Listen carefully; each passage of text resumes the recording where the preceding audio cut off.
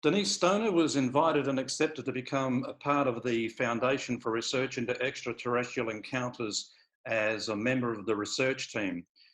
She's a MUFON National Experiencer Research Team member, working under the direction of Abduction Research with Kathleen Marden. She's also a Florida MUFON Field Investigator, part of the STAR team. She's a Florida MUFON State Section Director and a former Chief Investigator. And she co-authored a very popular book published in 2013 called The Alien Abduction Files with Kathleen Marden. Denise, welcome. Thank you for inviting me. Good to have you with us. Denise, you've had quite an interesting journey over the last 30 or 40 years, and you were telling me off air, it actually started back when you were 2.5, but then ramped up on a night in Colorado in 1982. Can you describe what happened? Yes, I sure can. My husband and I and our daughter and little dog always traveled across a glacier valley called South Park, most every weekend for several years to a campsite. There was only one road that took us there.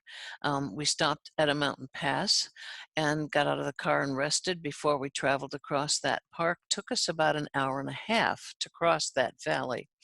We could look down on a little town called Jefferson, and once past that, there was nothing, maybe one ranch on the other side. You could look out across, it was high desert, so we would look out across that. And we got back in the car, and when I looked across the valley, I could see two bright lights, and they were so bright I couldn't see what they were attached to over the desert. And we traveled down, looking down across the valley, and as we went down that mountain pass, I could see the lights coming across towards the road.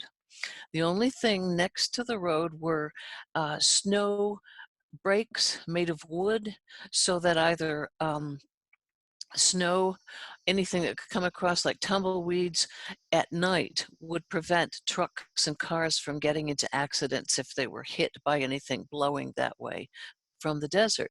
So as we drove across, the lights lifted up and came over the top of our car. And I looked up, and when they were over the top of the car, I could see, looking out the window, that they were attached to a huge something that was very dark. And then I started to talk to my husband, and he was holding on to the steering wheel and was not responding to me. And I felt the car start to go sideways left on the road, and the tires were scraping because they were made to go forward, not sideways. And then the car lifted up, lifted over those snow brakes made of wood, right over the top and off into the desert. We were above the road, above the desert. And we went quite a ways out and finally settled down. The lights came over the hood of the car, and an object landed in front of us. And at that point, I blacked out. I don't remember anything until both of us found ourselves at the top of a place called Trout Creek Pass, the mountains on the other side. And we had no idea how we got there. It had been broad daylight. We intended to reach our campsite in daylight with the sun shining so that we didn't have to travel in the dark. It was dark, our headlights were on, the motor was running, we had no idea how we got there, and my husband had set the meter so we would know how many miles we had traveled. The odometer, it indicated that we had not traveled across that valley. Nothing had changed. So we were a little bit spooked, a little bit disoriented, wondered what had happened. And we knew at that point that my parents and friends who were waiting for us at the camp would be very concerned. So we decided we better just keep on going and head for camp that was about 7 to 9 miles down the road. And that's exactly what we did. And when we got there, my parents and friends were walking down a dirt road. Back then, no cell phones. They were going to ask the caretaker of the ranch where our campsite was if they could use the phone and ask if there had been any accidents on that highway, call hospitals, call police departments. And they saw us coming down the road and asking us, where have you been? And of course, we had to respond, we don't know. We have no idea where we've been. Had you realised at this stage that a certain amount of time had gone past and Oh, yes. Yes. We realized something had happened. I remembered the lights. I remembered that something was over the car. I remembered floating off into the desert in the car. But that's all I remembered. But I felt this interior fear inside me. Something had gone on that wasn't right. Okay. When did you begin to realise that you may have been part of an abduction event? Well, since I'd had abductions from the time I was 2.5, and they just came and took me when I was younger, but none of this lifting up, a whole family taken. It was different. Something had happened that hadn't occurred before. But I asked my husband, "Do you think we've been abducted?" And he was saying, I don't know. He really didn't want to go over that right then. He was just wanting to try and absorb what had gone on, what happened. His odometer wasn't working, or he wanted to look over the whole thing before commenting. Okay, so what was your next move? You know, once you thought that you had been abducted, did you really start to investigate that particular incident? Right then, that weekend, I did not. My mom kept asking, where have you been? What did you do?" She was the type that she had to know. She wanted answers.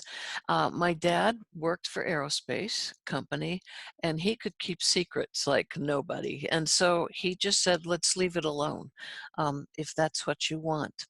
But by the time I got back home and went back to work, I worked for the federal government myself. Um, I was starting to think I needed to ask some questions and find someone who could help me. And that's when you eventually met with Kathleen Marden. No, the first person I met with was Dr. Bob Romack. He Mhm. became a very good friend, and he was experimenting with hypnosis. First of all, to see how he could help people using hypnosis for pain control, for smoking cessation, and for weight loss. And he was then looking for people who were good subjects.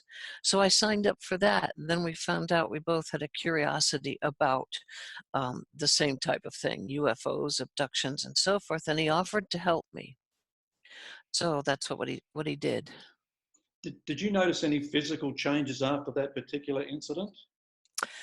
I did. I noticed that I could predict with pretty good accuracy whether I should get in the car and drive, whether my husband should go anywhere. If I was out somewhere and I knew I shouldn't take a certain road or a certain street, or whether I should not go any further and head home, that type of thing. Okay. Yeah.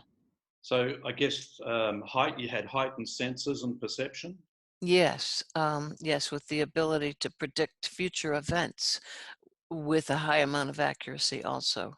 That's interesting because some near-death experience people that I've spoken to come back and experience the same thing. Yes. All right. So was that a one-off for you, or did it continue to happen? It continued to happen, and it doesn't always with people who have been abducted. Sometimes it lasts 2 weeks, sometimes a couple of months.